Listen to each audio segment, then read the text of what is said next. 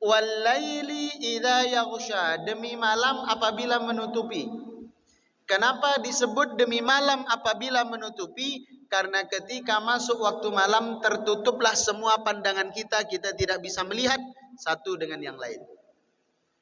Pertanyaannya adalah, kenapa awal dari surah ini tiba-tiba Allah bersumpah demi atas nama malam? Wal-lail, demi malam, idza yaghsha, apabila menutupi. Apa maksudnya? Maka kemudian ulama mentafsirkan ayat ini, Allah seakan memberikan gambaran kepada kita bahwa lail, kegelapan, itu menggambarkan masa sebelum diutusnya Rasul sallallahu alaihi wasallam.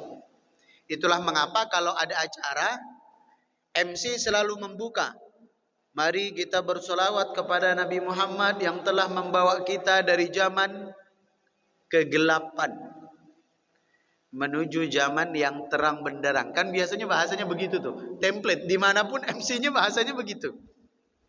Nah, dalam ayat pertama ini menggambarkan masa jahiliyah sebelum diutusnya Nabi Muhammad sallallahu alaihi wasallam.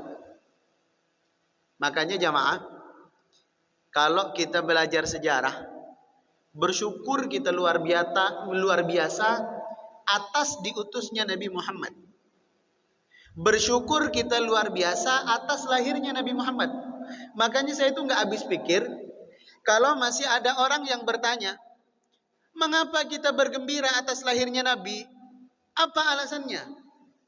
Dulu seorang ulama ahli fikih bernama Sayyid Muhammad, beliau pernah ditanya, kalau ada orang yang bertanya kepada kita, mengapa kita bergembira atas lahirnya Nabi? Kenapa kita merayakan Maulid Nabi? Seakan-akan orang itu sedang bertanya, mengapa kamu bergembira atas lahirnya Nabi sallallahu alaihi wasallam? Karena kenapa? Kalau kita lahir anak saja kita senang atau tidak? Kita lahiran, istri kita lahiran, seorang anak sehat, normal, ibunya sehat, anaknya sehat. Kita sebagai orang tua senang atau tidak? Senang. Padahal kita belum tahu ini anak nantinya akan jadi soleh atau tidak. Padahal kita tidak tahu ini anak akan jadi durhaka atau tidak. Kita tidak tahu ke depan anak ini akan jadi ahli ibadah atau ahli maksiat, kita tidak tahu. Tapi kita gembiranya bukan main.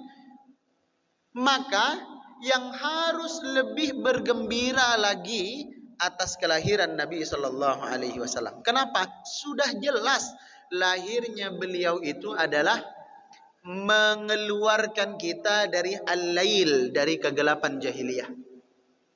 Baik kita laki-laki maupun perempuan bersyukur. Kita laki-laki, Pak. Dulu di zaman sebelum Nabi sallallahu alaihi wasallam marak yang namanya perbudakan. Kita itu dulu, Pak, kalau kita statusnya sebagai budak, maka kita wajib loyalitas kepada tuan kita meskipun tanpa dibayar. Dan kita nggak boleh komplain. Suatu saat misalnya tuan kita nggak punya uang, mendesak butuh uang, kita bisa dibawanya ke pasar untuk kita dijual, ditukar dengan uang. Atau misalnya suatu hari tuan kita butuh hewan tunggangan, tapi nggak punya duit, kita yang ditukar dengan hewan. Betul, kita laki-laki ini nggak ada harganya dulu di zaman sebelum Nabi SAW. Perempuan, apalagi perempuan. Makanya kalau ada perempuan hari ini yang tiba-tiba mengatakan, oh Islam itu tidak adil, kenapa perempuan selalu dinomor duakan? Berarti dia belum baca sejarah.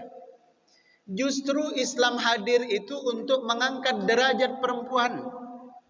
Sebelum Rasulullah hadir membawa agama Islam, di zaman jahiliyah itu perempuan dianggap aib.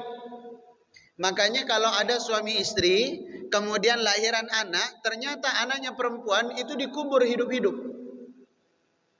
Kenapa dikubur hidup-hidup? Karena dalam tradisi jahiliyah, anak perempuan itu pembawa sial dan tidak bisa melanjutkan nasab atau garis keturunan keluarga, nggak bisa. Maka dianggap sial. Maka di dalam Islam nggak boleh. Perempuan juga. Dulu kalau dia berstatus sebagai budak, kalau laki-laki kan bisa ditukar sama hewan. Perempuan lebih parah.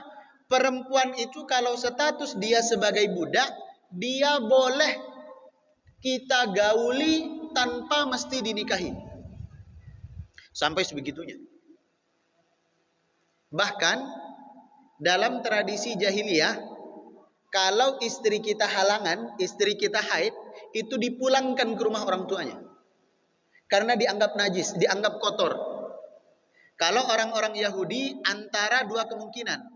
Antara dia dipulangkan ke rumah orang tuanya selama dia haid, atau tetap serumah tapi nggak mau sekamar dan tidak mau makan satu meja.